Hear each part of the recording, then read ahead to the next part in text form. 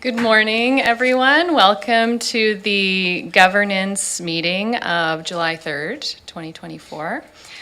I would like to start by acknowledging that the CVRD is on the unceded territories of the Cowichan, Malahat, Subasit, Halalt, Penelakut, Staminas, Liaxin, Paucachin, Dididot, and Pachidot nations, whose people have walked gently here for thousands of years. Mr. Robbins. Good morning, everybody. A motion to approve your agenda as circulated. Moved, seconded. All in favor? Any opposed? Motion carries. A motion that the minutes of the Governance Committee meeting of April 3rd, 2024 be adopted. Moved, seconded. All in favor? Motion carries. No business arising. Moving into public input period. Oh, yes, I get to read. Welcome. This is public input period. Let's see. Input from the community is valued and appreciated. We request that input is presented in a friendly and respectful manner. Your cooperation in maintaining a safe, respectful, and orderly environment is great. Be such a public process. It's wonderful to learn, and I can see where the public could support the work of each elected official to expand their reach, to be able to hear from diverse perspectives, and to maintain a conduit of communication between the various diverse groups and representatives in their communities and what their unique needs are. So I would like to say that the language that I'm reading and looking for today is to reinforce those opportunities to build relationships and to foster understanding. And so you can imagine very concerning if an elected official comes to the table and the first words out of their mouth is, "I don't understand." And then staff are required to spend extra time to unpack whatever situation that is occurring. And so I hope that the language that we review today together will lead in a direction that everyone is working hard to foster that understanding and that the public meets their elected officials halfway in that process, at least halfway, and that we are continue to reach out and have that good communication. So it's reassuring that this process is to the highest standard of conduct, and in doing my homework today, I did look up what is expected of public service employees at the federal and provincial level. And again, that impartiality was one theme that was woven throughout all of the documentation. And so I look forward to learning from today's discussions. Thank you. Thank you. Is there anyone else who would like to provide input today?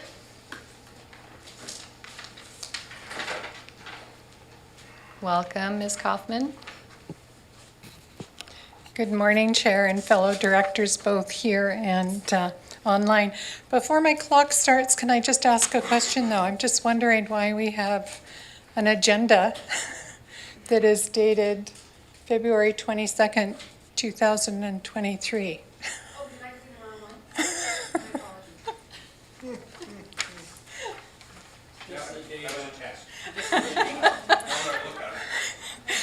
My apologies. Mine has the right date. Mine's correct. The ones for the public are not, apparently. And You all get gold stars. It was a test, and you won. We, I'll go get a clip bar from you, from the back. oh, great, I'll get hungry later. Thank you. Oh, this one says the same thing. Oh, look at that. There you be. We're gonna Is- review the terms of reference. is it just the date that's incorrect, or is the Yeah. whole The agenda? whole agenda. If that, Apologies, it was just the incorrect one was printed. No, so, well, we got no paper. anyways. So please refer to for the directors at the table, refer to the agenda on PrimeGov. Okay, thank you. A little bit of levity to start.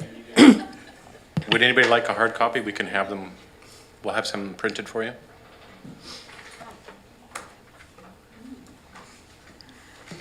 Go ahead, Ms. Kaufman, Okay. sorry for that. Good morning again.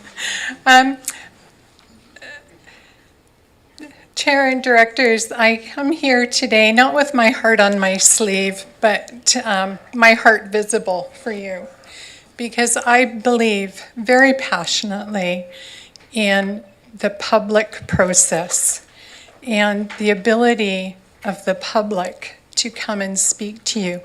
And I was reflecting as I was reading the proposed public input and question period documents, and it made me think of the word public. And then, because we've been doing a lot of work on the OCP and LAPs, it made me think of the artist's rendering or the consultant's renderings, where they show a crowd of people, but their faces are all blurred out. So I'm going to refer to it as we the people of your community, your neighbors, the people that elected you, worked on your campaigns and got you to where you are. And I find, going back to February, when there was an effort to exclude the public from the process, was very concerning, because this is the opportunity that the people have to come and speak to you directly, so that we know that you have received what we are putting forth, to sharing our opinions with you. So it was with some dismay, but also some good ideas that came forward in these proposed public input and the exclusions. But what concerned me most was the exclusion of being able to speak to rezoning or development applications, because those are some of the items that your work covers that affects us the most. And when I also see in question period where you are working to exclude public comment once an application has been put onto a public hearing agenda, things have changed for the public. We no longer have that question period at a public hearing where we can ask questions of the staff or of the developer before moving into the formal proceedings.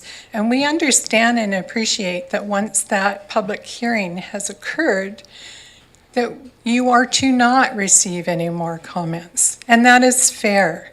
And that's all that we're asking, is that this process be fair, and that the people that come here to speak to you are given a fair chance to share with you their concerns that affect them the most. We hear a lot about respect and courtesy, and it very much is a two-way street. You ask it of us, and we ask it of you. Thank you. Thank you very much. Mr. Robbins. Did you want to start Okay, committee so off? I can go to set the table? Sure. Okay, great. Somebody not muted? I think it's on just when we their- both have our microphones on. It's no longer there, right? They like to harmonize. Stereo. Okay, so in preparation for today's meeting, I went back and rewatched our last meeting, and I feel like I learned a lot. It was good to rewatch it and remember what happened. So I wanted to take a bit of time and set the table a little bit this morning, and hopefully suggest some ways that can improve our meeting flow and governance. And I'm going to turn off my cell phone, and that's a good reminder to everyone. Please silence your cell phones. I could learn more from Chair McGonigal.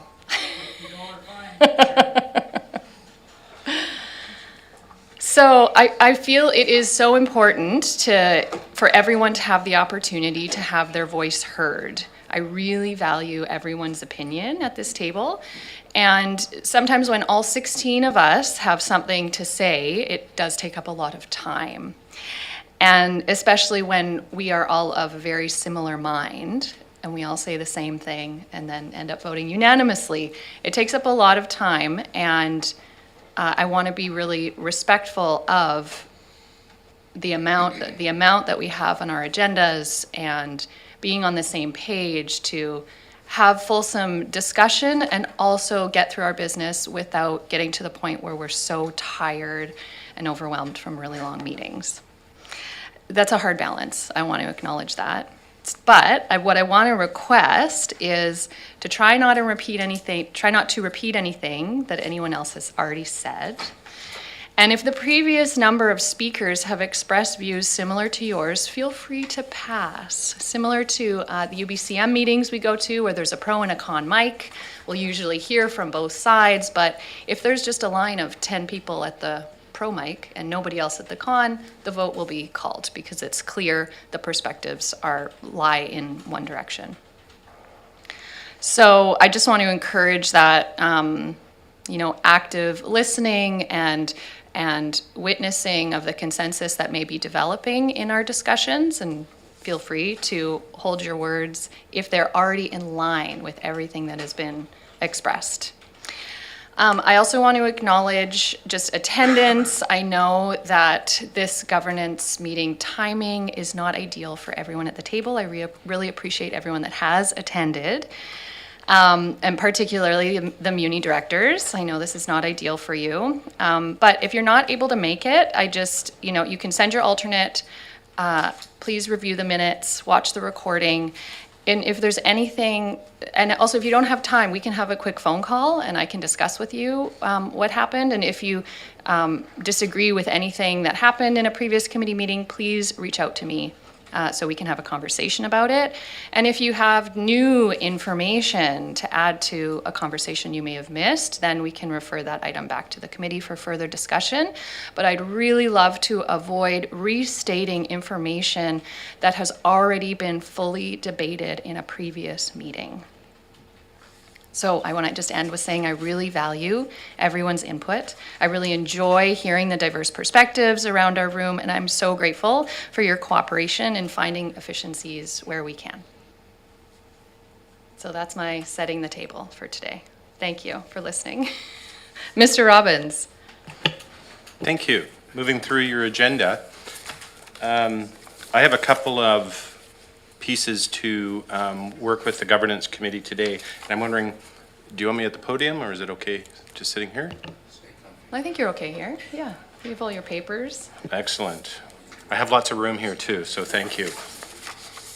And so for the first item on the reports agenda is with regards to getting to a state of finalization of public input period procedure and question period policies. I have final drafts written in the descriptor of the item, but the more we talk about it and the more staff talking about it, the more they're talking with directors, there might be still a bit more tweaking to be done, and I wanted to bring a couple of things to your attention on each of the policies. In particular, let me just find my place here because I got so much paper now.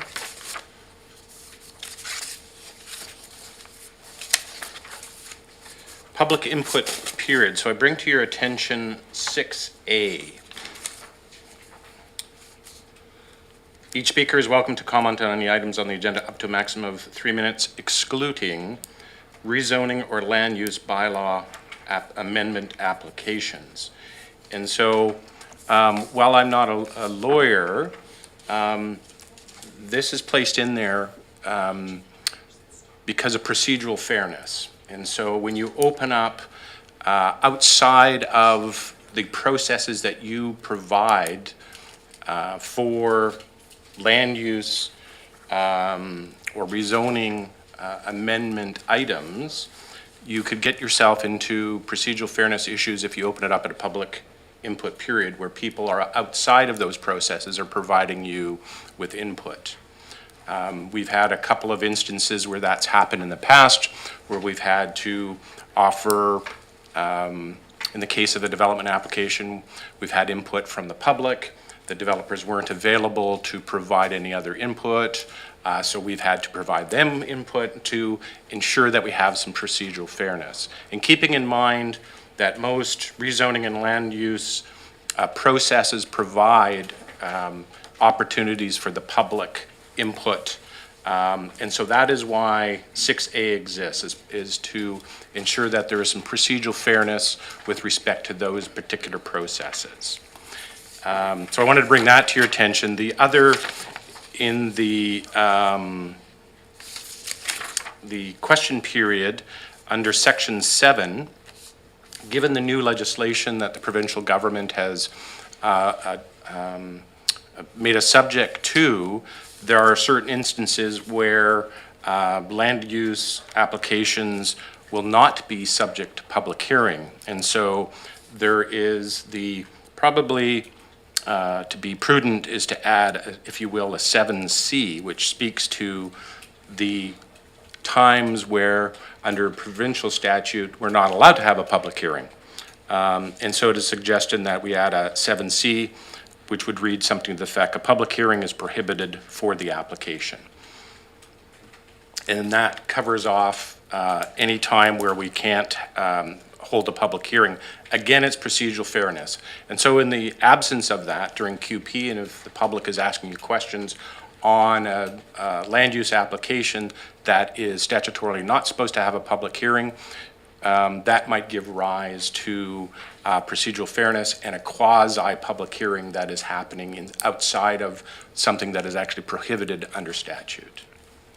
So those are the two things that I wanted to bring your attention as we fine-tune the public input and the question period policies.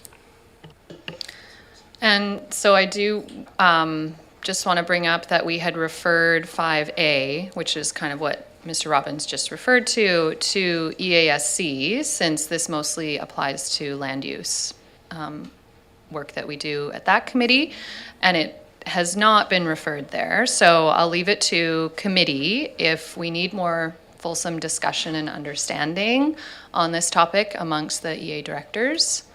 That is an option, but I have a speakers list. Director Stone first. Thanks, Mr. Robbins, for saving me a bunch of breath.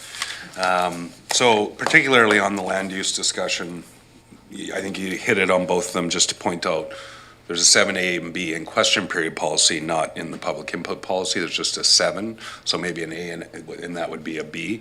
And I've always spoke against public input on land use applications once they've been considered, because there is a legislative process that provides for procedural fairness for land use applications, and there's a place for that where it's appropriate and provides for the CVRD's decisions on those land use applications to be as strong as possible without interference or appearance of procedural unfairness.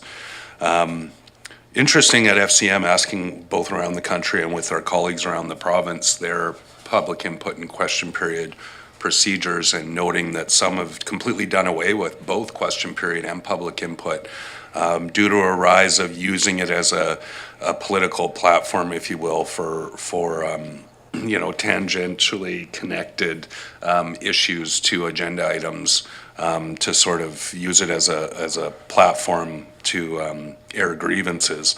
And finding that the quality of input had declined. In our case, we have a few regulars that give really good input. They're, have a good knowledge and perspective, maybe that not always the directors agree with, but based on doing some study of the actual agenda items and have good input. So, the rules that have applied elsewhere need not apply here.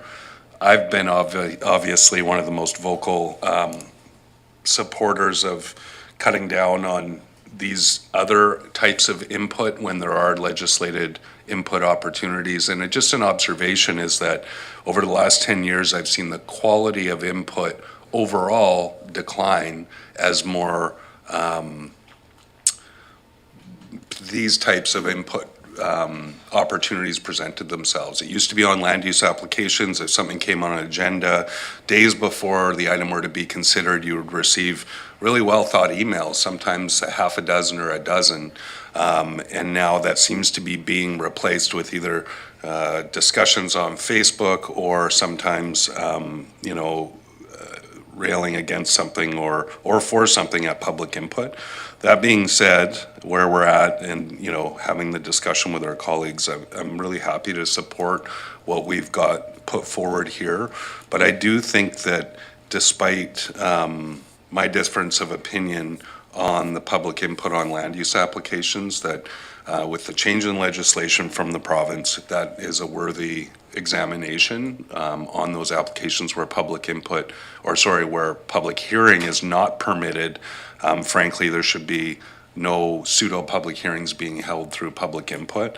And I would say the same for 6A in the public input procedure, that there are formal, appropriate ways to give input. And if there are questions, whether at question period or through the public input process in advance of those applications being considered, that things like email are still a valid and more thoughtful opportunity to get something in writing from either a member of the planning staff or from the board committee chair or the board as it may be. So happy to support what's been brought forward here, but always open to our colleagues' perspectives. Thank you. Looking around the room and online. Director Morrison, was that a yes? Okay. A number of things, but I'll go after a couple here. First, I understand the rationale around the land use matters and how it can be challenging and unfair if not handled properly. And so the referral to EASC is important because in the manner in which we have been dealing with land use applications and public input, it's scheduled on the agenda for consideration by committee. Members of the public that review the agenda and have input on the matter, that either send correspondence in or attend to provide input, are going to provide input generally when we have the applicants and staff here presenting the information. So our practice has been that public input has been permitted upon the initial consideration of the application, whether it be the preliminary staff report or one that's come back after referrals. And the applicants are in the room, and that would obviously need to be a prerequisite to permitting that input by the public. The public input does happen. The applicants always seem to take notes. When the staff present the report and the committee is directing questions to staff, we give the applicant an opportunity to not only add any additional information that they would like to add for our consideration, but it's also an opportunity to address items that may have been raised during public input. So I think the fairness aspect is addressed if it is appropriately dealt with by the chair in committee. It's a different scenario if there's been a referral through from committee, a recommendation to the board, and folks show up, staff that have presented the application may not be in attendance. That's a different level. That's something that would have to be clarified. But for, and just hearing what the applicants have said, or what the public have said in regards to that, I think it can be held, or can be done well at committee. But differentiating a committee and board policy is something we haven't done quite yet, and that's why I think the referral to EASC would have been helpful had we done that. So I'll stop there and look to what others have to say. Thank you. Director Wilson. Yeah, thank you, Madam Chair. Going to throw a bit of a bombshell in here now. As far as your remarks about keeping things moving. Great comments. But, you know, we really ought to have some kind of limit on how long people can go on for. I'll leave it at that. Noted. That's all your comments? Okay, so I have Director Stone on round 2. I didn't hear an official referral motion. Go ahead, Director Stone. I just wonder if staff, I thought I heard Mr. Robbins comment that perhaps we need to include language around applications that are not allowed to be subject to public hearing. And, you know, I was hopeful we were going to come here and adopt this today, but it doesn't sound like we're going to get there. So if we're going to make a referral motion, it would be to include the legal advice on applications that are not allowed to be subject to a public hearing, and then perhaps at the same time get some view on procedural fairness, because the legislative process, I frankly believe watching EASC meetings, we already deviate from legislative process in how we handle land use applications. So I think it would be good to get some clarity, because if I were a developer who had my application shut down prior to public hearing based on input at public input, and this sort of back and forth that happens, because I frankly, and maybe it does happen elsewhere, but I've never seen it at any other local government, that maybe that is more common in regional districts, but yeah, I would just appreciate understanding the legalities, because the point being, if you can't uphold the decisions that are made in the end, then what's the point? Thank you. So Mr. Robbins has pointed out to me that the referral motion from the last meeting is still outstanding. So that can still happen without having a motion today. I have a quick question. Director Martman, I see you. I just want to have a quick question around the public information meetings. If a public hearing is not allowed in the legislation, are we still allowed to request public information meetings? Yes. Okay. That's good to know. I just, I feel like it's a real struggle to balance procedural fairness and also hearing the voices of our community, right? I'm going to go to Director Martman. Thank you, Chair. And I don't want, listening to your setting the table, I don't want to repeat too much of what Director Morrison had to say, other than, it is about the voice of the community and finding the way to navigate that in a way that's fair to the applicant. And I think that's what you're saying. Where is the balance? I think the problem that I come across in the procedural fairness piece is that the public hearing is at the end of the process. And that leads the public to feel, to the sense, at least with my in my community, that they want to have a way to say something earlier. So I think someone mentioned earlier that you can send in writing. Is that part of that's an acceptable process that they could send something in? And maybe that someone could weigh in on that. And I have another comment. I believe that's true. Mr. Robbins, do you want to confirm? Yes, and I'm not sure if our GM in land use wants to speak to that or not. No. Yes. Anyone can email us their input at any time. So you're getting input, but you're just not getting the person standing and reading it.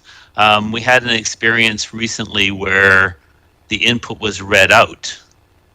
So is that something that makes it more acceptable, or is reading it out even something that we shouldn't be doing?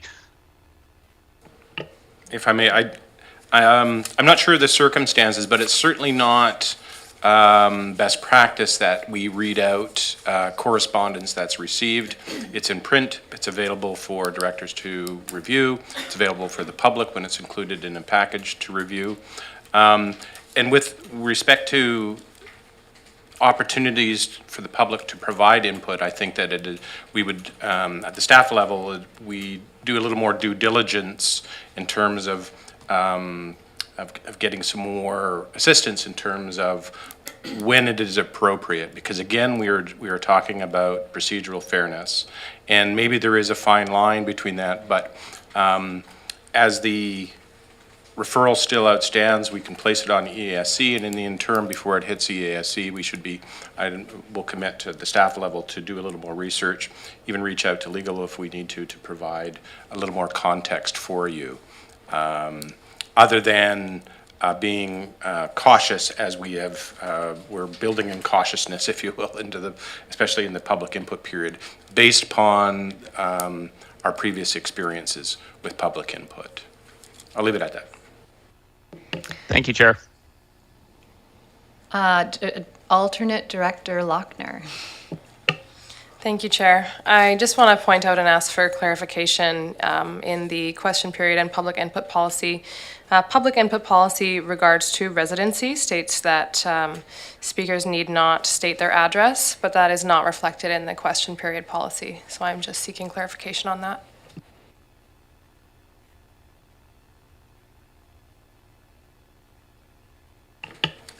Help me out with the reference numbers, if you. In question period policy, it is number 4. Public input is number 5.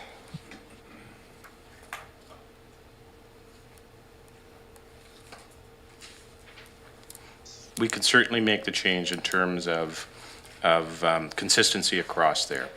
Yeah, to the extent that any member of the public wants to provide their full address, they are free to do so, but it is not necessary. Keeping in mind, we also have a bit of a, I think it's the last points in each of the policy with regards to, because we record this, providing obviously your name and your address, that's personal information, and people need to be cautious about providing personal information, especially when it's going to be live streamed and recorded. So we can make a clarity around specifically that it is not essential that you provide your specific address. Although it is relevant, and certainly the directors want to understand where comments are coming from, and that's why it's included in the policy. So just to have consistent wording between those 2 points. Yes. Yep, thank you for pointing that out. Looking online, so I have Morrison and Stone again. Director Morrison. Thank you, Chair. Item 4 of the public input procedure policy. I'd like to recommend a little bit of change here. I would like to suggest language that would read something along the lines: prior to the start of a meeting, the chair, corporate officer, or designate may prepare a speakers list for public input period, and strike the words following. Rationale for the chair to do it, it gives the chair an opportunity to be able to gauge the different items that may be of interest for members of the public to be providing input. And it also avoids the scenario where if a particular interest group wanted to dominate the question period, where there were other items that members of the public wanted to comment on, if we have in the policy, it's first come, first serve, doesn't allow for the flexibility and the variety of voices to be heard on the different items that may appear on the agenda. So my rationale is the chair can do it, or the corporate officer or designate can prepare the list, and then there's the flexibility within the list to be able to get varied public input during the meeting. Great, so are we? Was that a motion? We need a motion for that? I move that. Moved, seconded. Any discussion on the motion? I'll just say, Director Toporowski, I see your hand now. I don't know why the yellow hands just like blend in so much, but do you want to speak to this motion, or do you want me to put you on the list after? Put me on the list. Okay, great. So any speakers on this motion? Also, Director Martman, your hand is still up. Is that to speak right now? No? Okay, then I'm going to call the question. All in favor? Any opposed? None opposed. Motion carries. Madam Chair, just for clarity, Alternate Director Lochner was talking about the residency. I'm just going to use that as a housekeeping item, and then I didn't ask for a motion. Director Toporowski, your turn. Thank you, Madam Chair. Thank you for your comments earlier. It's always refreshing to hear you giving us feedback in a constructive way. And it's part of our move for good communication all around. I guess we all struggle with it. So I just wanted to speak about public input and what North Cowichan had done before and previous council. They did include the letters in the agenda package, and letters were read out, but it became very, very long. I just wanted to say. And again, also, it was part of, most letters had the same thing in nature of the same item. So also at the beginning, during public input, if there's a long list of people, the mayor now says, he looks at the list and says, okay, someone's going to be speaking about item 1.1. So most of the people on the list, so do we extend it or do we just keep the 5? So we vote on that at the beginning to see if we're going to extend it, but he also makes the public know the first 5, there's maybe 10 or 15 people on the list that are going to be speaking about the same item. So we just allow the 5 people. And it's just because it have an idea they may be from the same group as well. you can tell from the people that come and speak. So he also mentions to one of the ladies, because she says that she's the head of the group, that maybe she puts the consensus of all the writing into one, and it's worked. I think it's been working, and again, people are still allowed to write letters and send it in to us, and we do read them. So that was just part of what I thought had worked and didn't work before. When they were reading them out before, it did become a very lengthy meeting. But again, it's about that balance of making sure that we're hearing everybody's voices and taking that time. But again, like you had mentioned earlier, if you get really tired, because some of our meetings ended at midnight, you can't make good choices at midnight. So I'm just saying that, adding that, and that's it for now. Thank you, Madam Chair. Thank you. And yeah, I want to make a note on communications that our website is not clear on how the public can communicate with us. I think it's ideal if the public sends an email to the Legislative Services email, and then all of that input is compiled into a board package or some kind of agenda package that we are all given. I know at times when we are having a really controversial issue, and I might get a bunch of emails, and I don't know if everyone else got that email individually, and it's not clear on how we can share that information. It looks like Mr. Robbins has a comment. Just to share, the directors would be happy to know we're working on policy both internally and for the board with regards to correspondence. And through that policy then perhaps inform our messaging on our website as well. And so that would give some more clarity around how we route correspondence, and that can inform our website information. Wonderful, look forward to that. Director McGonigal. Thank you, and I believe you would like to be addressed as Chair Segal.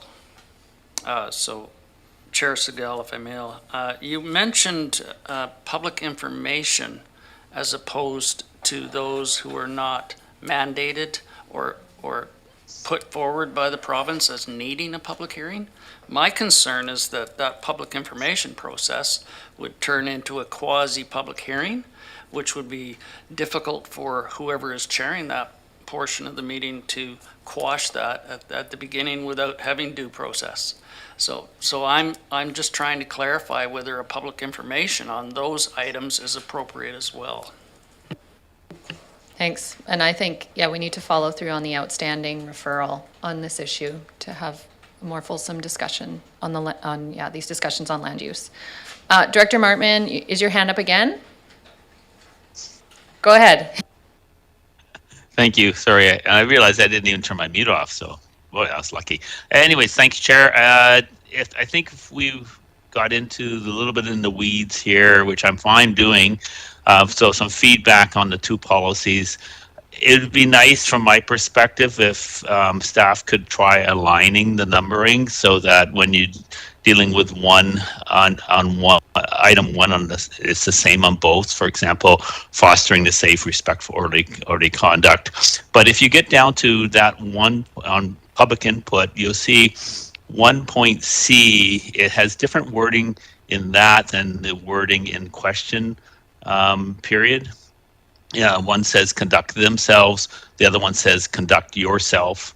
That type of thing I think is more housekeeping, but I think it should be adjusted to it's the same wording in both. I would suggest it's yourself. The other piece that I look for is later, there's a few other pieces in here that sort of, the wording might be off or just the way the word is off. I don't know if others feel the same way, but if I'm a public member and I'm reading through a couple of different policies and want to make sure they're the same, that's the easiest way to do it. Thank you. Thank you. I believe that's been noted. Yep. Okay. Director Stone. Yeah, so I think that we're really talking about the land use piece. If we're largely in agreement with the other parts of the policies, I think the next step is obviously to go through that referral. Just sitting here reading through the Local Government Act, there's not a lot of detail in the legislation about this public hearing not required or prohibited. But it doesn't talk about whether you can essentially hold a public information meeting and then get written feedback. Well, essentially, you've held a public hearing. That doesn't require, though, by the reading the legislation, and Ms. Charles put her hand up, so obviously she knows the ins and outs of it. I don't have the fact sheet / guidance from the municipal affairs, but it doesn't mean that that zoning amendment has to be adopted if it's OCP compliant. It just means that you can't receive public hearings. So just interested in, to my view, like Director McGonigal said, if you have a public information meeting and then take feedback based on that, sounds awfully like a public hearing to me. So it'd just be good to get that clarity. Because if I were a developer and had my application denied based on a public information meeting and then a bunch of feedback that came in, I would claim they held an illegal public hearing. Ms. Cherolf, do you want to comment? Thank you, Chair. So the province has provided guidance documents around the legislative changes, and so there's a guidance document that's available on their website that has frequently asked questions, and one of those questions was, if a public hearing is prohibited, can council or board direct staff to hold a public meeting or consult through other channels such as open houses, online engagement, etc.? And the response to that is there's nothing that prevents a local government from engaging the public on new developments. However, it is recommended that local governments seek their own legal advice as to what other kinds of public engagement are available to them and make sense within their context. Spirit of the new legislation is that comprehensive public engagement on land use planning occurs earlier on during the OCP process, which will now be occurring on a regular basis every 5 years. So the sense is that you could undertake to consult or engage with the public on development applications, but the direction there is to be cautious so that it doesn't become de facto public hearing, which is what Director Stone has noted. Thank you. Follow up?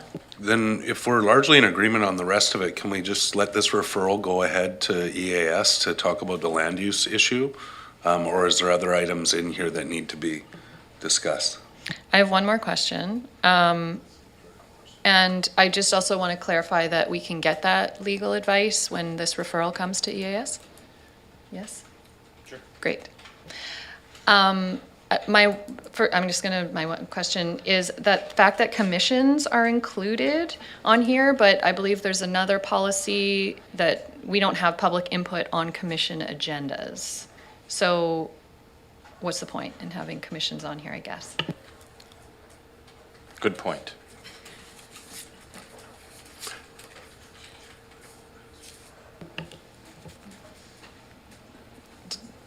Okay, Ms. Cheryl? Thank you, Chair. So the staff have identified that there's an opportunity to perhaps update our commission bylaws with some procedural information, so staff could report back at a future governance meeting with proposed amendments to those bylaws and perhaps make some changes to the policy here. Okay. So Director Morrison, you have, I have another item. okay, go ahead. On question period, item 10, questions should be addressed to the chair. I'd like to recommend that be reordered and put up to the front. And this is based on the experience where it doesn't happen often, but we will sometimes have someone come to the microphone and fire a question at a director or a staff person. And if we've got the policy and people read it, if they understand at the beginning they are posing a question to the chair, then it's understood at the outset and the questions will be directed to the chair, and you don't run into the awkward scenarios of a director or a staff person being put on the spot. It's clearly identified in the beginning of the policy. Don't know how we'd like to do that. It could be housekeeping, what others think about that, but it's helped avoid problems when that's been explained at the outset. Mr. Robbins? If there is nods and consensus, we'll just take it under housekeeping and we'll move 10 up the list to 2 or 3. Great. So the plan is to move forward with the referral to EASC, but Director Abbott popped his hand up. Go ahead. I did, thanks, Chair. In light of staff mentioning further research on commissions, can the same be applied to boards of variance or board of variance, or is that completely chalk and cheese? Who wants to take that? Ms. Cheryl? Thank you, Chair. So the Board of Variance is managed under the Local Government Act, and so there's a discrete bylaw for the Board of Variance, and the Board of Variance has recently been provided with some guidance procedures around how to run their meetings. Staff can provide more information to this body in the future if it's of interest, but yeah, it's managed under a separate piece of legislation. Is that a bylaw that could maybe just be emailed so we could read it? Absolutely. Thanks. Follow up? No, you're good? Okay, so do we just get to move on to R2? Yes. Okay, but maybe we need a little break. Let's take 10 minutes, back at 10:35.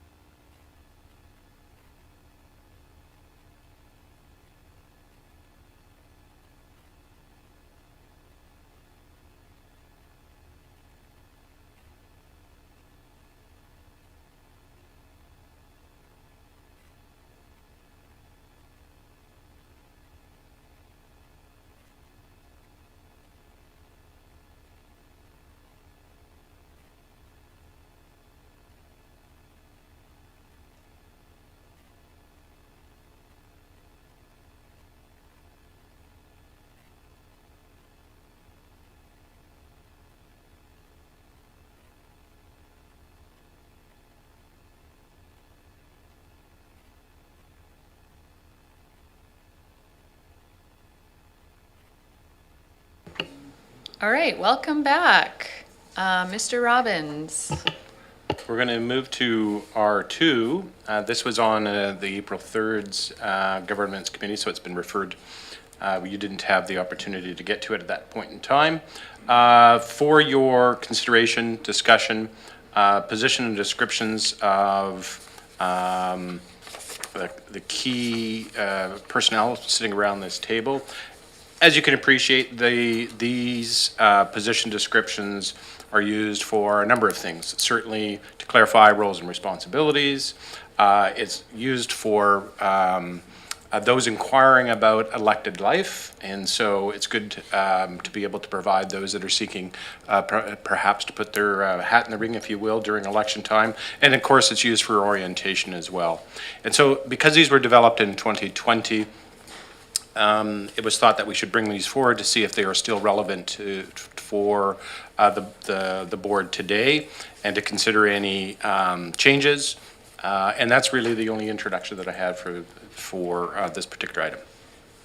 Great, thank you. Yeah, I wanted to explore these policies just to see if there's a way that we can create a culture of collaboration and succession planning in an understanding of vice chair and chair roles.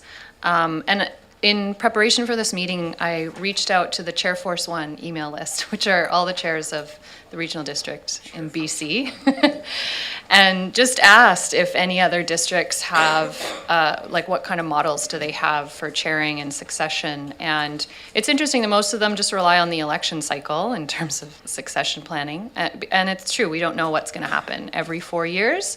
So planning for that is a challenge. A number of regional districts provide remuneration for vice chairs as well as committee chairs. So that's, I think, an interesting discussion that we can touch on, but would be for a different policy. But I guess where I'm coming from is I think it's really important to have solid policies that can keep the organization strong and relevant into the future while still maintaining clear boundaries on who's ultimately responsible and accountable. So I know that I work really well with our current chair, and so love the idea of sharing the role. But I know that every chair-vice chair relationship is going to be different, so maybe that's more of an in-practice thing. And I also think that mentorship is really important. And again, is this just an in-practice, or can this be something that's a bit more structured in our policies? So I'm interested in those conversations. I'll look around the room. Director Stone, Morrison, Deck. Okay, go ahead, Director Stone. Yeah, I'll try and keep it short. I think a couple of things that I've noticed particularly, and Director Morrison probably sees it as well over the last number of years, is the workload for chairs and all committee chairs has increased pretty dramatically. I like how we've informally begun to do agenda review together and stuff. I think it works really well. I think the goal of a collaborative co-chair type model for the board chair and vice chair make a lot of sense. I think it makes especially a lot of sense if we have a municipal and electoral area director in each of those roles, whether they change on a regular basis, but recognizing that it is an election-based system, I don't know if we can codify or guarantee those things. I think it's reasonable to expect, based on our experience, regional districts are really varied and diverse across the province. So in our experience, though, being very rural, but also more urban, generally speaking, especially in the electoral areas than you'll see in a lot of other regional districts around the province, that, with villages and density of population in certain areas, that we respect that the chair and vice chair have more work to do. And I'm going to say it, there needs to be remuneration and recognition for that additional responsibility and time for the committee chairs as well, because not only, especially EAS, and no disrespect to the committee of the whole chair, frankly, those two meeting chairs do most of the heavy lifting at this table. So when you look at the agenda review process, the expectation around the extra work they do in preparation for the meetings, and then the meeting management, then the engagement with the public on the questions that come from those meetings and decisions, there needs to be recognition for that significant extra time. There's a vast difference in responsibility between a very small electoral area and somebody who's just sitting as their director, and somebody in a highly populated electoral area that's also serving as board chair or committee chair for EAS in particular. So I'd like to see that reflected in not just the position descriptions, and some of it might be aspirational, talking about that cooperative governance model, and better decisions are made in the group. I think reading Chair Force One, the feedback is it can change, right, depending on who's elected to chair and vice chair. But it seems that more and more people are at least aspirationally looking at a more cooperative governance model. So if we can include some very direct roles and responsibilities, yes, the chair, vice chair's role of the board is to serve when the chair is not available, but I think we need to recognize that it's unreasonable to expect that a director at this table, whether they're a municipal or an electoral area director, can also fully serve the requirements of board chair without support, ongoing support of the vice chair. And in these complex times, I'm going to use some buzzwords, with the confluence of challenges and issues we need to deal with, you really need that partnership and that sounding board. And like I said, working with Kate, I mentioned it last week, has been really helpful to me managing the role. And I don't think it's fair that there's not compensation for that. And I know remuneration is a sticky conversation always, but I don't think anybody could reasonably expect somebody to serve in a committee chair role or as vice chair of the board without some additional respect and compensation that goes along with that level of respect. Thank you. I have Director Morrison, Deck, McGonigal, McClinton, and then Istash. And I'll just remind everyone of the comments I made at the beginning of the meeting. Go ahead, Mr. Morrison, or Director Morrison. I spoke at Canada Day celebrations about a topic that was discussed at FCM, and that's incivility in civics, and that's a factor in this as well. I'm going to refer to specifically the EA Director report here and description. And there's a couple of things that I think are important, and I don't know if Ms. Mohan would recall the point in time weekly, hourly commitment survey that was done, I think it was at least 10 years ago. May have been before her time, but I think I've said this a number of times, that at that point in time survey of those electoral area directors, it was determined the average was 44 hours a week. So perhaps we might want to engage in a fairly simple, non-scientific survey again to see what the average hourly commitment of an electoral area director is to their role. And having said that, if it's anywhere near that number, I think we've got to look at the wording of where it says the role generally involves at least the equivalent time commitment of a part-time job. And I would like to, if we're doing any modifications to this policy, I would like to replace the word "at times" with the word "often," so that it would read, this role generally involves, well, I think we should relook at that whole part-time thing, but and often may involve activities that approximate or exceed a full-time position. Throw that out there for consideration.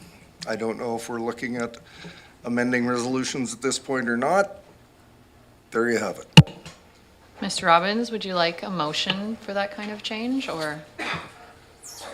I think it's substantive, certainly, and so a motion would be appropriate. And I know that you had chatted just at the beginning in terms of compensation, and so this sort of bridges the governance discussion that's coming up on compensation. And so, as I mentioned to the chair, that I'm taking notes just to get an idea that help prompt us in terms of what we come back and present in terms of compensation.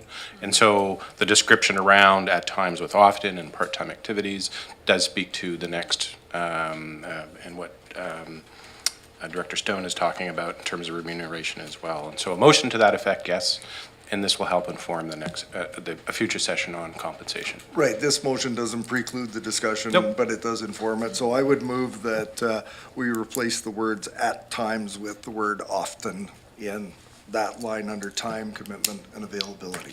And that's been moved and seconded. Any discussion on the motion? Director Martman, go ahead. Thank you. I think good decision-making requires some evidence for this. And I'm not sure how we engaged getting that information, getting that evidence. Thank you. Is there, Ms. Mohan, do you have anything to say? Thank you, Chair. No, I think that the survey that Director Morrison was referring to was before my time, so it was probably about 10 years ago. I think that the key point to raise is that time put in is discretionary, other than attendance at board meetings, et cetera, and committee and commission meetings and such. But I don't think like one of the ways you could collect information is to repeat that survey as to what current board members are spending in terms of their time. But because it's a discretionary decision on the part of each board member, it's hard to come up with a definitive answer on that. So, but I wouldn't disagree that the amount of time being actively put in by members of this board has been increasing over the last 5-6 years. So. Okay, so Director Wilson, did you put your hand up to speak to this motion? Yes, Chair, I did. Go ahead. Yeah, thank you.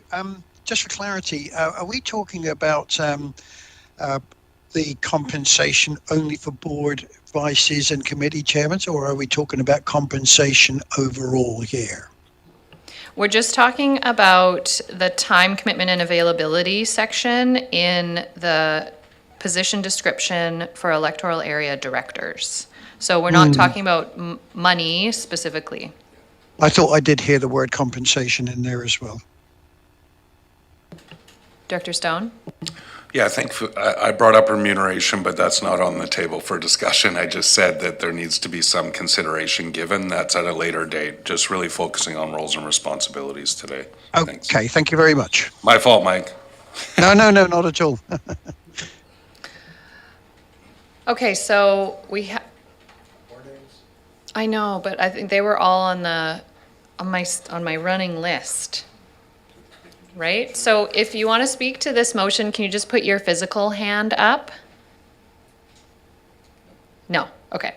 So no more discussion on this motion. But I feel like I did hear a bit, is a referral to have another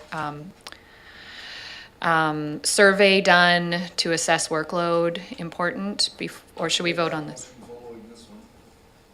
So you want me to call the question on this motion? Okay. Is everyone clear on the motion? Do we need it reread? Yes? Mr. Robbins? That under the position description for electoral area director position, under time commitment and availability, that the terms "at times" be replaced with "often." Okay. Call the question. All in favor? Any opposed? Wilson and Martman opposed. Motion carries. Director Morrison. Move that the time commitment survey be initiated for this term. Moved and seconded. Any discussion on the motion? Director Deck. Thanks. I'd just like a little more information about the length of the time survey, because I find there are more active periods throughout the year. So would this be sort of a year-long survey or just a point in time? I believe it was a point in time. I believe it was for a 1 week period, like a 7-day period. And we can get the details from when they go into the archives and find it. Yeah. Thanks, Director Morrison. Any other discussion on the motion? Seeing none, I'll call the question. All those in favor? Any opposed? Wilson opposed. Motion carries. Back to general, thank you. Back to general discussion. I have Director Deck. This comment is about the electoral area director's position summary, typical duties, and time commitment and availability.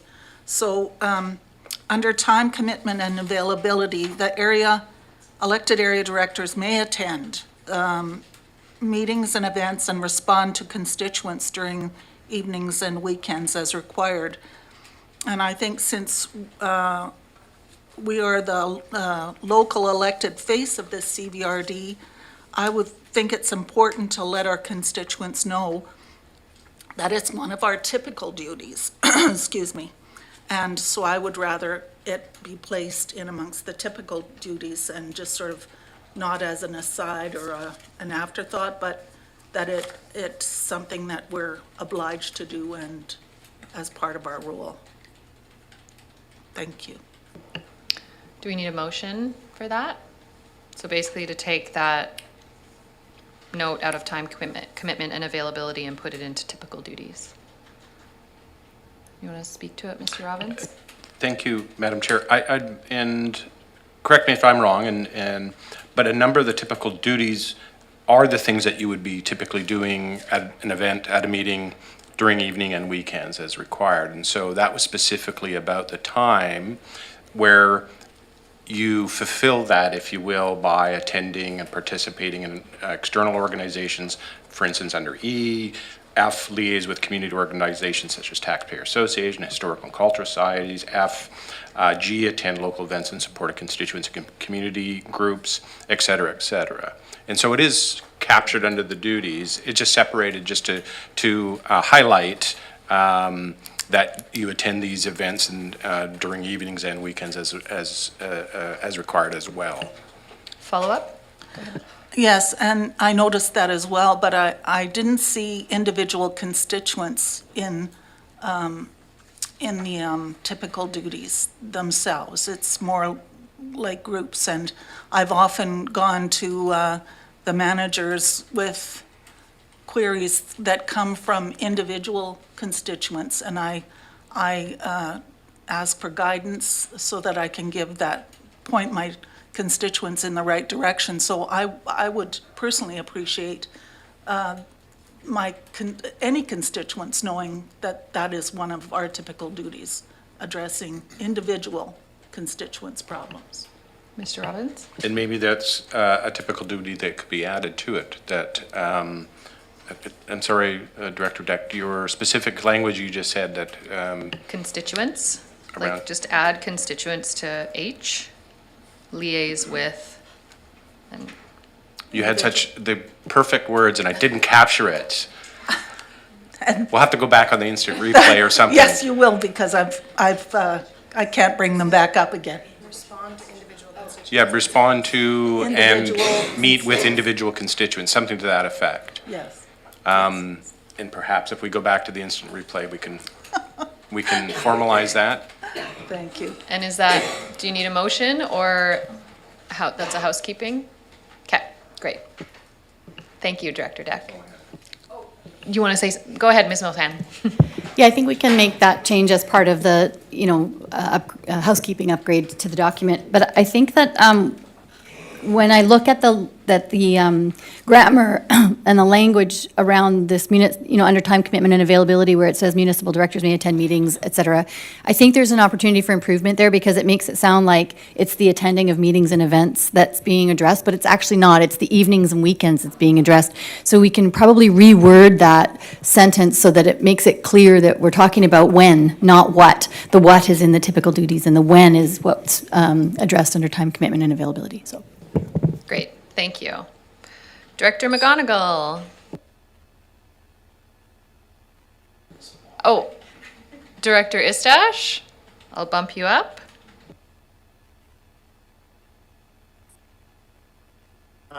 Just wanted to remind, was for the wording in there, I just want to be mindful of expectations of being available on evenings and weekends. If we remember our governance training workshop we had, it was specifically said, provide a work-life balance and time commitment. You should not be making yourself available 24/7 on evenings and weekends. You should only be making yourself available at realistic expectations and times, because as we know, this can be a slippery slope and you can open the door and then you have the public expecting you all the time.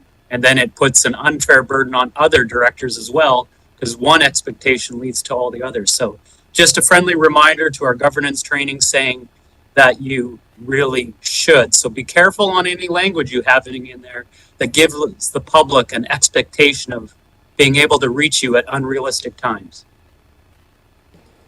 Healthy boundaries are important. Okay, Director McGonigal, you're next. Thank you, Chair. I knew I yielded for an appropriate reason. Thank you, Director Estash. You spoke earlier about successorship and the election cycle, but I think while we're here, we have the opportunity for successorship during our 4-year term by incorporating our vice chairs into the process and giving the opportunity for that learning mentorship per se. It's all well and good to watch a chair and how they conduct themselves, but we don't all have to emulate that process. I do bring some levity into the process, and others may not find that appropriate. That's how I deal with chairing my particular committee. So I would like the opportunity to afford that to the vice chairs of all committees on an ongoing basis, whether it be quarterly or some other option. I'm just bringing that forward as an idea moving to a next governance meeting. But I also am quite adamant about a co-chair process. I think given the time commitments of both positions, it's imperative that that be a shared responsibility, whether it be in the policy that a municipal and electoral area director be in that process. That could be another option for us moving forward. The commensurate part is for a further discussion, but successorship within our 4-year term belongs to us, and we can accommodate that. Thank you. Do you want to make like a referral motion to ask for more information from staff around co-chair models? Co-chair and vice chair. And I think the point I was trying to make is to move away from the chair, vice chair positions that we currently have, continuing in the election process of a co-chair model for 2 people to be placed on the ballot for a co-chair model. That was the intent. So yeah, that I did read the Local Government Act on that, and so we need a chair, like the responsibility and accountability needs to fall to one person. That would be a $50 fine, Mr. Robbins, just so you're aware. The chair did not verify that earlier in the meeting, but did turn hers off. You have been docked 2% on your governance position. You're at 96 currently. So I understand the legislation, but under that, I think it's important that it be a shared process. However we get there, if you want to call the chair and the vice chair the co-chair, that would be an option moving forward, in my view. We've got Martin and Yeah. Estash as well still. I have McClinton, Estash, and Martman. So go ahead, Director McClinton. Thank you, Chair. Just a point, and then maybe ask staff for some information for our next meeting. Just my thought, my opinion that unless you're unemployed or self-employed or retired, I don't think this job is, it cannot be done. So just, it may be part-time hours, but how meetings get moved around. So I don't know if that should get reflected in the description, but that's my experience to date. And I just to the first comment that was talked about compensation for the ESA chairs, and I'm in full support of that, and especially somebody that will never be running for any of those positions. And I was wondering if staff could possibly, for our next meeting, put some comparisons together from other regional districts or other local governments. And maybe we already have that, and I'm just unaware of that information, but it'd be interesting to sort of see how we stack up, especially relative to population size and area size. So full support of those positions being compensated for, not just based on time, but responsibility, which I think is more important than the hours that go into it. That's all. Thank you. Thanks. And yeah, that information will come forward when we deep dive into remuneration. Director Istash, go ahead. Thank you, Chair. And when I had my hand up there earlier, jumping in front of Tim, I thought there was a motion from Karen, and that's why I was trying to speak to that, but I guess there wasn't one there. So my apologies to Tim, and thanks for him allowing me to, with my usual over exuberance of energy, wave my hand feverishly. I don't have anything to add. There's been great comments here. I just wanted to show my recognition for Chair Stone, Vice Chair Kate, and our committee chair, Tim. The teamwork amongst you is something if we could take notes on how the three of you are doing it this term so far. I just want to show how well you're doing, and I think that's the way that you teach each other and mentorship, and then bringing also fresh ideas and new people into the position as such that yourself, Kate, have done. Just want to acknowledge the three of you and thank you. We all can learn a lot from you. Thank you. And we will extend the inclusion of Director Morrison in that. My apologies. I thought I don't go to the EAC meetings, so. Yeah, we understand. Thank you, Yeah, you don't come to Director those Morrison. meetings. He does a lot of work there. Okay, Director Martman and then Stone for round two. Thanks, Chair. And I'm not sure how we're collecting all of this, but there's a couple of points I'd like to bring up. They're in the position summary, the first one, both in the EA director and the municipal directors, in that how they represent their communities. In the EA director, it speaks of representing the electorate. So I'll have a question for Patrick in a minute on that one. Whereas the municipal director represents, I believe it states, represents a member municipality.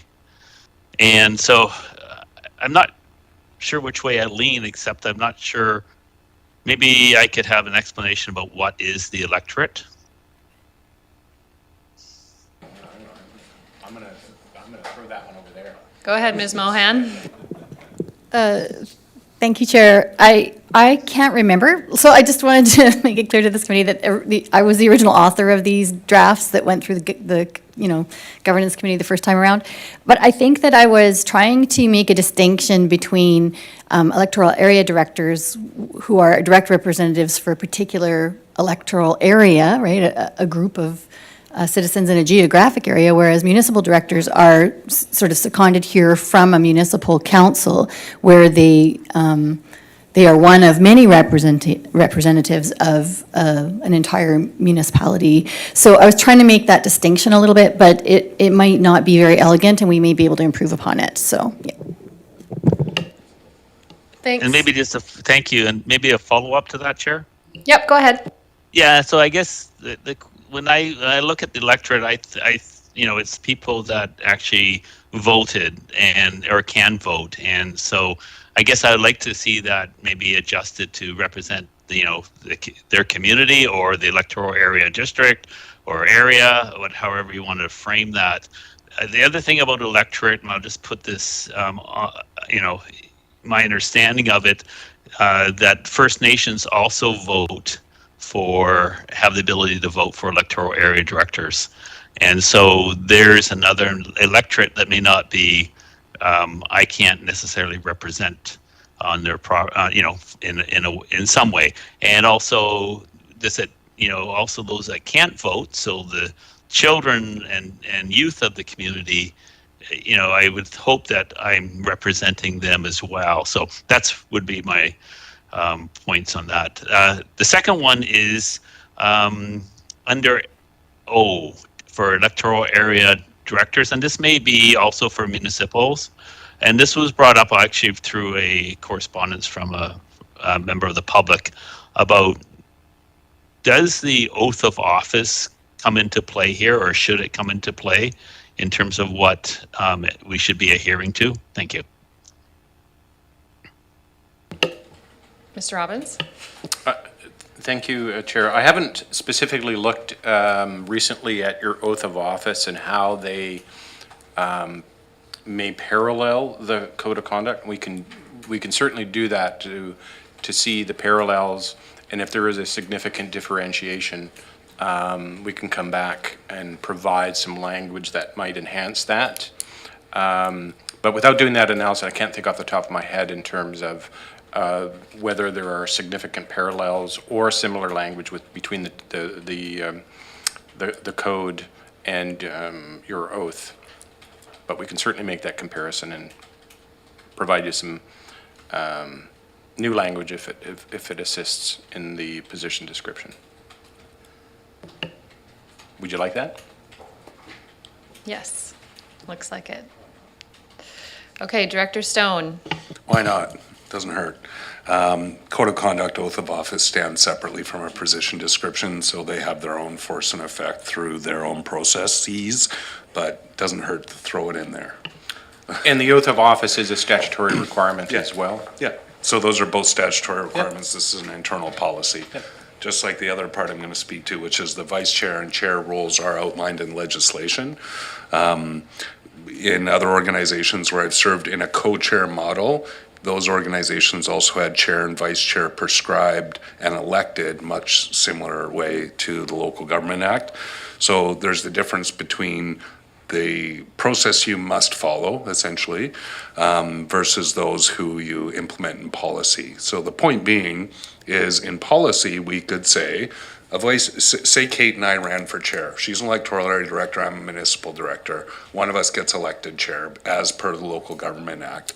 We could, in practice, say that the policy would be that the vice chair be chosen from a pool of, Kate's the chair now, municipal directors, if that's what we wanted, that balance, right?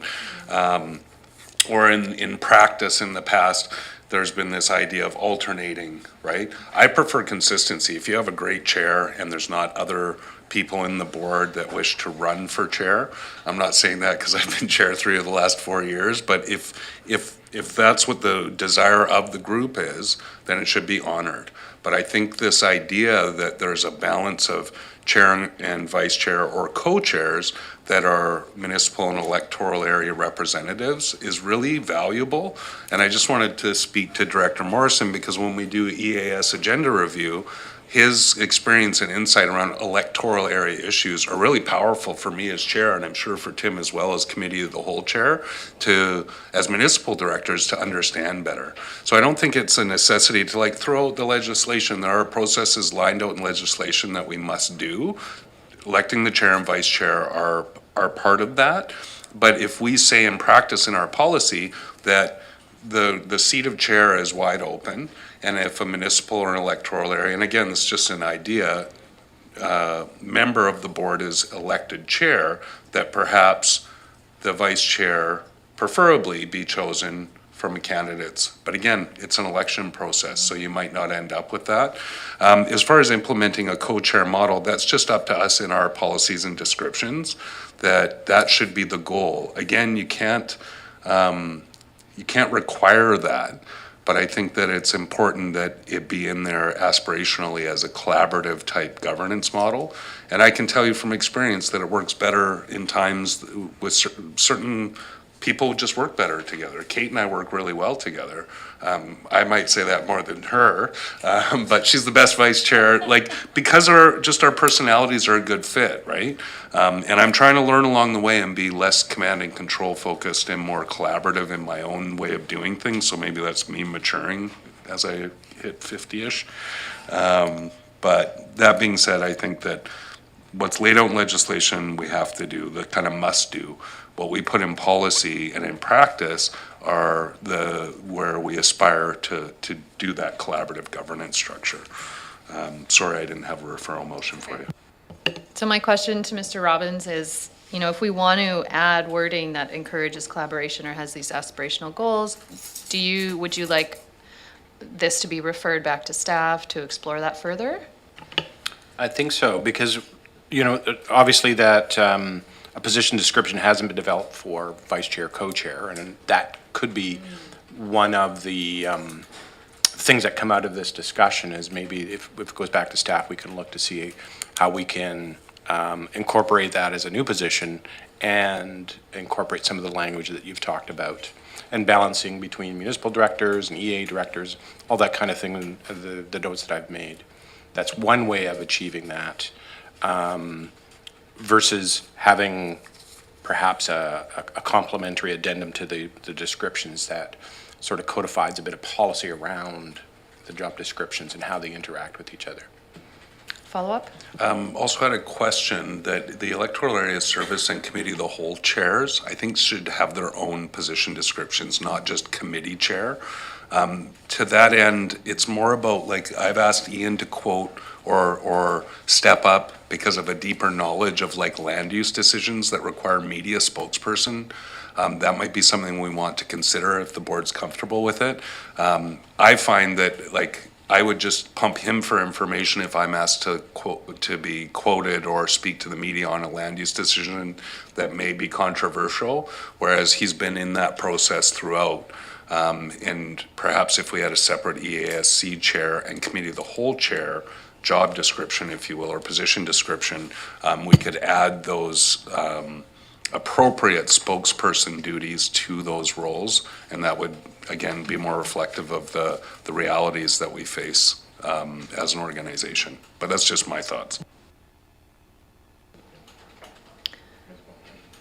Ms. Mohan, go ahead. Hi, I just wanted to take this opportunity because we're generating quite a bit of work at this point with additional job descriptions, et cetera.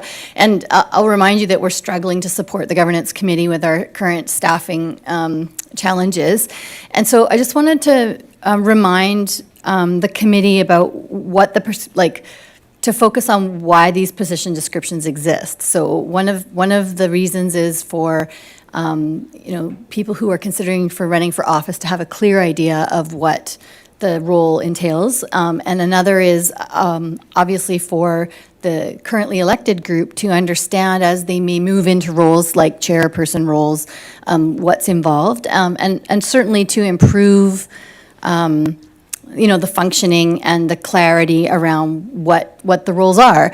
But I think there's a lot of overlap, and maybe there are structural ways we can consolidate a chair job description and have sections that are particular to the different chairs. The other thing is that the committees can change, right, within a term. And so I just would caution against getting too specific, because there's a lot of work then in maintaining and adjusting the position descriptions as time goes on. So.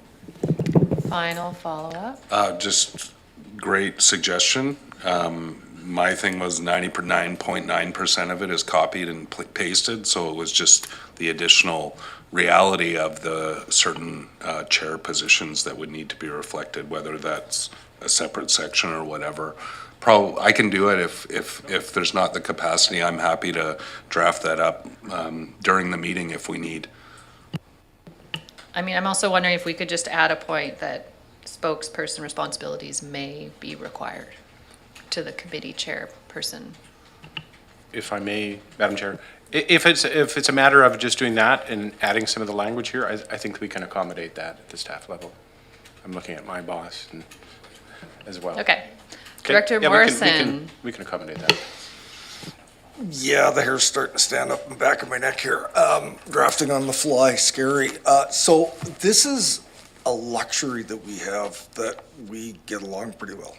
And I'm just sitting here thinking that this is important. I agree with 99.8% of what Director Stone said.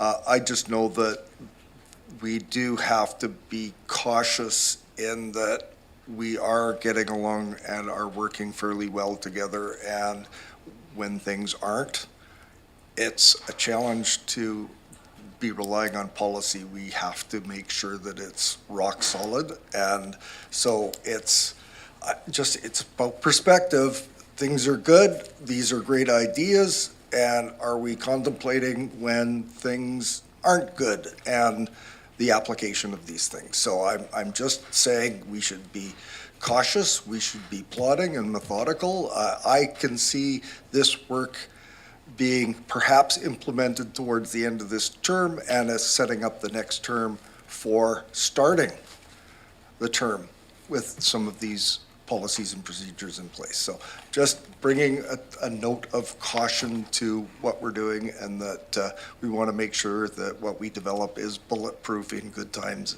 and in bad. I agree with keeping things bulletproof. I also think having the intention laid out that collaboration is expected is important. But yeah, I look to committee. Does anyone want to make a referral motion to include? ESC chair and vice chair position descriptions. Okay, so first the development of the EAS and committee of the whole chairperson descriptions, moved by Director Morrison, seconded by Director Stone. Any discussion on that motion? Seeing none, I'll call the question. All in favor? Any opposed? Motion carries. What about a referral motion discussing this, idea of collaboration and aspirational goals? No? No interest? Okay. Director Morrison's really thinking. I respect my committee. Then this seems it's the end of the discussion. I think we move on to R3. Oh, Director Abbott. I apologize, Chair. My computer is completely clapped out, so I'm trying to reboot it several different ways. Just, I'm not there. Thanks for letting me know. R3. Mr. Robbins, or am I just going to speak to this? My paperwork, and I'm not being digital at the moment here, which I probably should have done. I'll just go to another one. Yes, R3. Just for those that are watching online, R3 is a report from the Executive Office with regard to board governance check-in process, and there's a recommendation for this committee. So that's been moved and seconded. Any discussion on the motion? Director Martman. So I think I'm rising to speak against this, and the reason I am is not because I think there's other priorities, not necessarily not needed, but I look at some of the things around governance that need to be done, and I'm concerned that we're putting money and effort into something that I think things are moving along pretty well right now. And so policy on public complaints, remuneration process, director's time survey, these recent directions back to staff, I think all should take priority over this motion. Thank you. Director Stone. Thank you. I'll speak in favor of the motion as I seconded it. When things are good, you try and improve.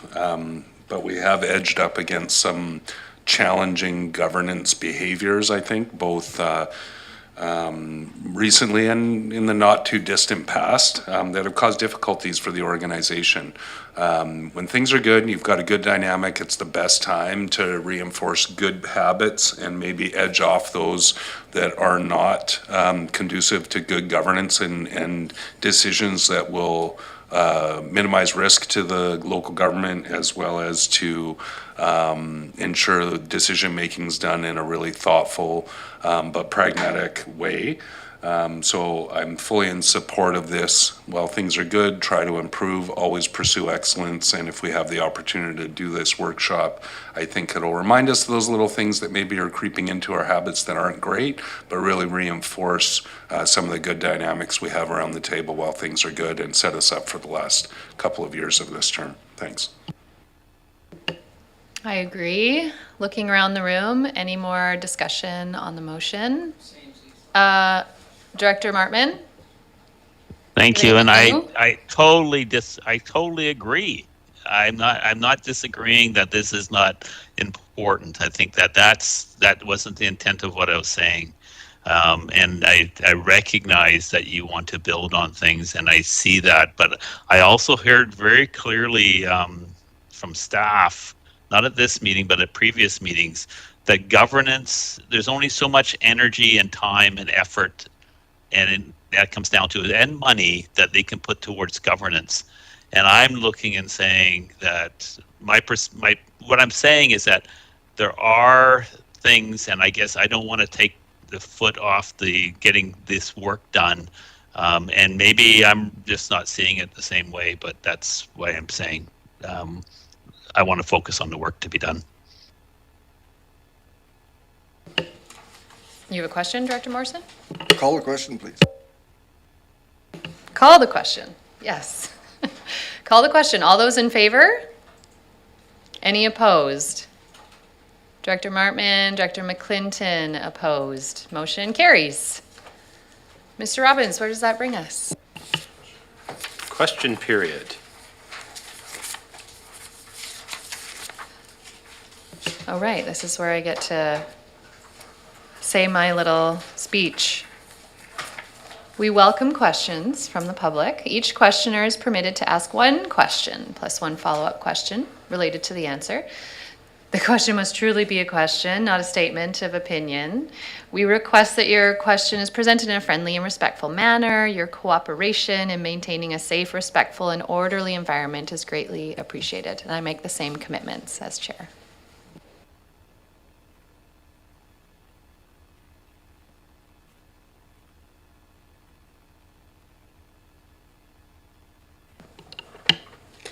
Thank you, Chair Segal. That is a little more gentler.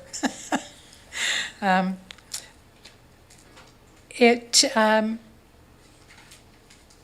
think most people that come here come from a place of wanting to be involved, of being respectful and courteous. And sometimes that, the way it was worded before, it was offensive, and I think I've spoken to that before. I have a question related to the land use decision discussions. So if I understand what is correct, the public are free to send in emails, whether through legislative services or directly to the directors. We just can't stand up here and say it publicly. So this is where we need to have more legal advice and fulsome discussion in the referral that will go to Electoral Area Services Committee. Thank you. The other part, sorry, I've just lost my train of thought. When it comes to fairness, right, and due process, and I'm sorry, I can't remember the fairness of process for the applicant. Where is the fairness for the people, for the directors? Because the way I understand it, an applicant gets months, years, maybe, of staff time. The public gets notice of an application on a Thursday or Friday to come to the following week. And then, if I hear correctly, what was decided today is we can't speak to it because it's a rezoning or development permit application, or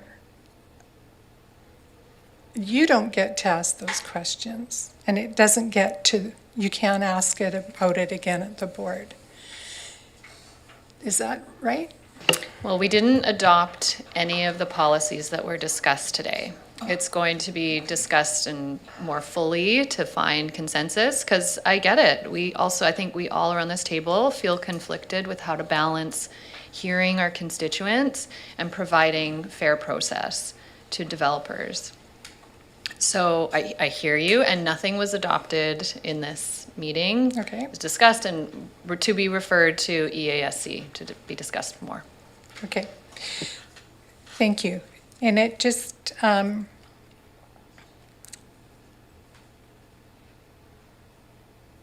there is, sorry, I'm very passionate about this. I think it's really important that we keep the public involved in this to the extent that we can. And it just feels sometimes that we're not getting that. Thank you. Thank you. Excuse me, I'm hearing rumblings, but it's not public, and I thought this was the public portion of the meeting. Thank you for your questions. Chair Segal, Kim Bernard, Area B, Shawelican, Shawnigan Lake. I heard a phrase in today's meeting, building in cautiousness, and my questions will be coming under the umbrella of building in confidence from the public's perspective. So my first question to Chair Segal is, how can we improve the correspondence experience for the public? The people who write in to know that they've been heard, and I myself even have a question as to whether my correspondence was received, because there is no feedback loop per se. So I look forward to the policy that Mr. Robbins referred to in this meeting around correspondence, which I hope will provide more confidence in you knowing that your message was delivered and that we're also getting them. I didn't receive an email. It was sent to Legislative Services and copied to my accountability partners back here. In reference to this meeting? Yes, Yeah. with links. We did not receive it. Wow, okay. Good to know. Obviously, some of what I said earlier wouldn't have made sense then. My second question is, again, I guess related to that experience when things aren't going well. How can we build in confidence that there will be that, I guess, a review loop or a way to address the gaps in service? So as a consumer, I know that I can vote with my dollar, for example. And if I feel I've had bad service, I won't continue or I'll find an alternative. But there really is, I hope there will be a way to address the gaps and to even have a mechanism for any perceived dispute or partiality or any kind of conflict, really. How can the public be assured that there will be a mechanism for that? Is it an election? Well, it's a 4-year term, so, and any person could find themselves in a situation on any topic or any circumstances. So I'm asking this question on the record so that people know what they can expect or how to work the system in a fair and respectful way. Thank you, Chair. Can you rephrase the question? How would the public, what mechanism is available to the public to address gaps or any perceived, problems with service? I don't know how to word it correctly. I think contact staff. Yeah, Yeah. okay. So Danielle Miles Wilson Yep. is the person. Okay. Yeah, and she could direct you to, For if it's a policy, specific department for- or, yeah, policy okay. for sure. Yep. Okay, wonderful, because I think too, what I heard today, and I want to express kudos, is that people are thinking for the future. And that how can we as the public also think for the future? That would be my follow-up and ongoing question. And I'd love to follow up with all the chairs that have promised me follow-up. Thank you. Thank you. Mr. Robbins. Oh, do we have time left? We've got Yeah. 7:45 Yep. left if you want. Ms. Bernard brings up an important part that I would like to ask is, at question period, the questions are posed to yourself or whoever is presiding as chair. And the chair will answer if they can, and if they can't, the offer is made to follow up. And my question is, when and how does that follow-up happen? Because I know personally, I have received sometimes, and other times I have not. So I think that there are asked, could there be something written into that, that if that there's a way, a record of following up on that. Yeah, I have followed up at times, and I've also forgotten to follow up at times. I know we've had discussions around getting that support through legislative services to help just remember what those questions were to be able to follow up. And I believe the chair can give a report of the chair, the subsequent meeting, to address questions that were posed and that they couldn't answer. I'm answering this.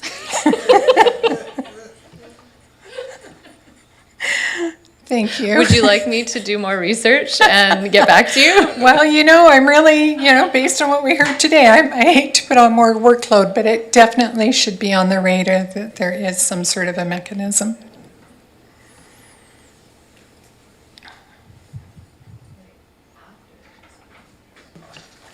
What does after the next meeting mean? So in our policies, it said that the chair may need to take time to get information and answer after the next meeting. Is that like via email or in the meeting? It's unclear. That's what I'm saying. Thank you. Yeah. More work for our governance committee. Okay. And just one thing that I needed to ask. At a recent meeting, a group of interested citizens came forward, and they wanted to talk to a very specific, and I'll just say what it was. It was agriculture, and it's a very busy time for the year. And the farmers came out, and you had good representation. And it was asked if it could be reordered, the agenda could be reordered. And it wasn't. It came time for the meeting, and the staff person had stepped out. So then it was suggested that the agenda be reordered to go to the next one. And there was quite a cry from the gallery. So is that going to be a thing now that there will not be reordering once the agenda is set? It's set? We wanted to reorder the agenda, but the staff person wasn't available earlier in the meeting. And so what I've witnessed as our practice here is that when there is a significant, member of the public attendance, we reorder the agenda to honor their time so that they don't have to wait through hours of our meetings that might be boring on other topics. Unfortunately, just that specific one, we weren't able to reorder the agenda, but we did want to. Perhaps that could have been shared, and it wasn't. Thank you. And thank you for your service. Mr. Robbins. Take it home with a motion to adjourn? Moved, seconded, all in favor? Wait, Director McGonigal, you have something to say? I just want to thank the board for reaching out during my family's time on my son's recovery. I appreciate all the thoughts that were brought towards me and my family, so please, thank you very much. And we're so happy to hear that he's at home. Call the question. All those in favor? Any opposed? We are adjourned. Thank you very much, everyone.